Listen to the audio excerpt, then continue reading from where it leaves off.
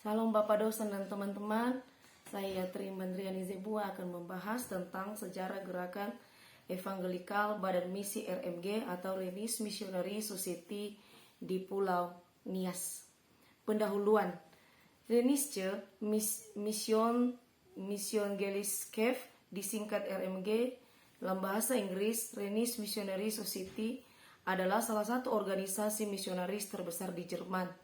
Nama Rheinische mengacu kepada sungai Rhine, bahasa Jerman Rhein.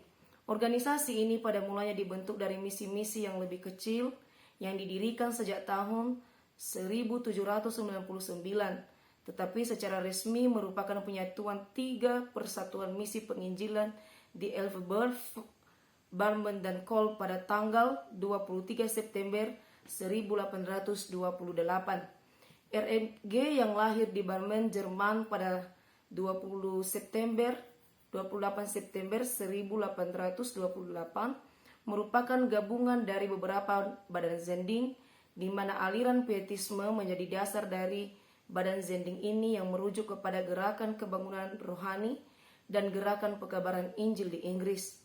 Namun demikian, selaku badan zending, RMG juga dipengaruhi oleh berbagai ajaran atau paham, terutama dalam pemikiran yang berkembang pada saat itu dan menjadi semangat zaman baik dalam bidang teologi maupun filsafat.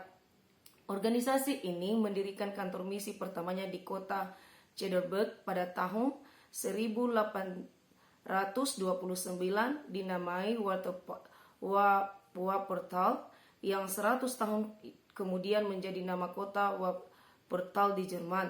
Segera sesudahnya, para misionaris mulai berdatangan ke daerah lebih utara dari Afrika Selatan, memasuki wilayah yang gersang dan tidak mudah dihuni di Afrika bagian barat daya.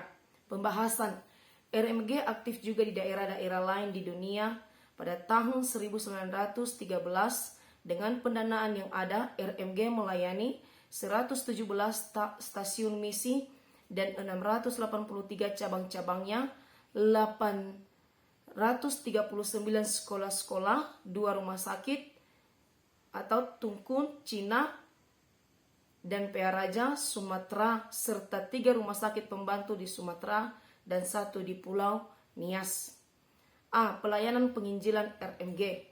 Perkembangan gereja-gereja suku di Indonesia tidak terlepas dari pengaruh penyebaran Injil oleh orang-orang Barat yang datang ke Indonesia. Sejak abad ke-16 sampai 17, orang-orang Portugis dan Belanda datang ke Indonesia. Kedatangan bangsa Belanda membawa serta para zending yang terorganisir dalam organisasi-organisasi pekabaran Injil. Adapun salah satu organisasi yang berhasil melakukan pekabaran Injil di Indonesia adalah dari Jerman atau RMG ini. Organisasi zending Jerman ini pada abad ke-19 masuk ke Sumatera Utara. Awal pemberitaan Injil oleh RMG di Pulau Nias. Pada zaman dahulu, leluhur suku Nias yang berpegang pada konsep animisme atau kepercayaan pada makhluk halus dan makhluk halus atau benda-benda tertentu yang harus dihormati. Nias mendewakan roh-roh gaib dan memanggil mereka dengan nama yang berbeda-beda seperti Lowalangi, Laturadan, Zihi, Nadoya, Lulue, dan sebagainya.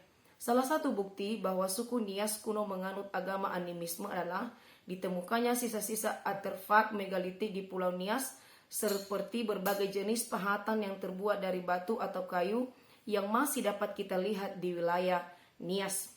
Pekabaran Injil yang dilakukan misionaris Rheinische Mission Gesellschaft atau RMG diprakasai oleh Ludwig Denninger, misionaris dari Jerman. Beliau berhasil mengabarkan Injil di Pulau Nias.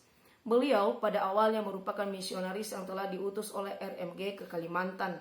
Namun, akibat keterlibatan Belanda dalam perang saudara di Kalimantan pada tahun 1859 menyebabkan beberapa orang asing yang berkulit putih telah menjadi korban pembunuhan.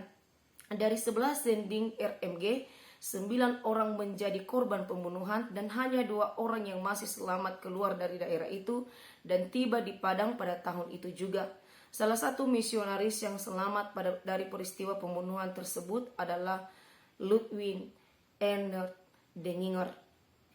Kedatangan misionaris dari Jerman tersebut menyebabkan ritus agama asli ditinggalkan oleh orang Nias. Agama suku di Nias sendiri dikenal dengan nama Molohe Adu, artinya penyembah patung. Selama 25 tahun pada tahun pertama, pada tahun 1865 hingga 1890, usaha pekabaran Injil di Nias tetap terbatas pada daerah kekuasaan Belanda di sekitar Gunung Stoli di pantai timur. Keberhasilan tersebut disebabkan pekabaran Injil dilakukan dengan menggunakan bahasa Nias, sehingga masyarakat Nias mampu menerima Injil tersebut. Hal ini terbukti dari jumlah jemaat semakin meningkat, yaitu pada tahun 1940 tercatat 135.000 orang telah menjadi jemaat Kristen. Kejadian ini diawali oleh adanya suatu gerakan rohani atau gerakan kebangunan pada tahun 1916 di Humene, 15 km jauhnya dari Gunung Stoli. Perjamuan kudus akhirnya tahun 1915 mengakibatkan sejumlah orang Kristen yang hatinya mencari kesungguhan keselamatan. Yang paling penting dari peristiwa itu ialah perkembangan keinginan mereka untuk menyebarkan kesaksian Kristus. Peranan RMG dalam bidang pendidikan. RMG merupakan yang pertama memperkenalkan pendidikan bagi masyarakat Nias, melakukan pengajaran bagi masyarakat Nias, membaca, menulis, berhitung, bernyanyi, pengetahuan umum dan agama. Lulusan-lulusan dari sekolah misionaris Jerman bekerja sebagai guru-guru di sekolah yang berada di daerah Pulau Nias dan juga sebagian tenaga pelayan atau pendeta di gereja-gereja Kristen Protestan.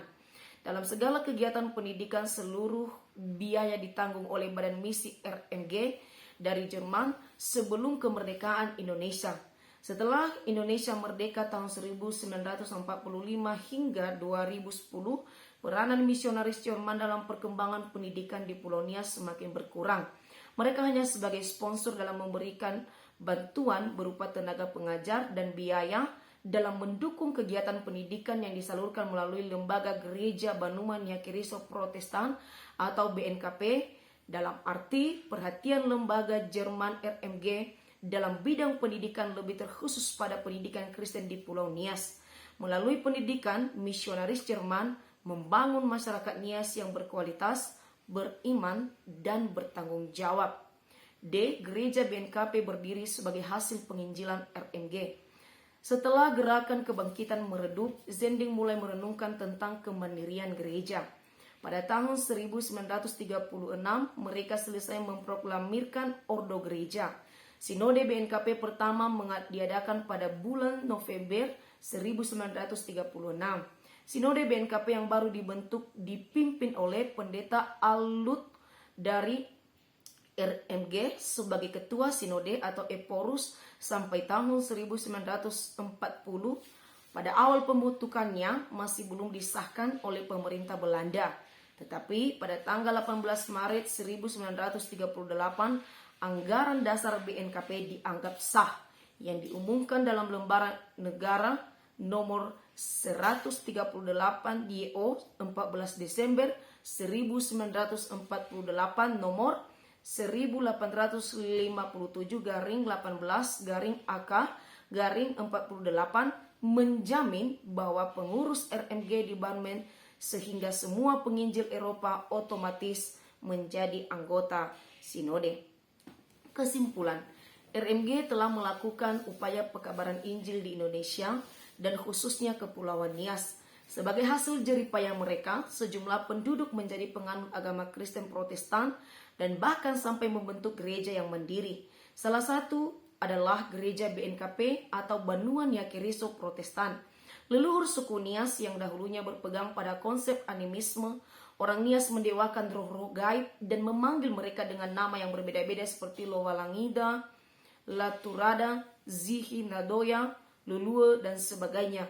Namun, melalui penginjilan oleh lembaga RMG, masyarakat Nias sudah percaya kepada Kristus. RMG tidak hanya berfokus pada penginjilan, namun misionaris Jerman merupakan yang pertama memperkenalkan pendidikan bagi masyarakat Nias. Hal ini telah terbukti bahwa terobosan lembaga RMG, khususnya di Pulau Nias, sudah menghasilkan buah yang baik dan berdampak sampai sekarang. Demikian presentasi saya tentang RMG, dan kalau ada masukan dari Bapak dosen dan juga dari teman-teman atau saran, dan kami persilakan untuk melengkapi makalah ini. Terima kasih, Tuhan Yesus memberkati. Salam.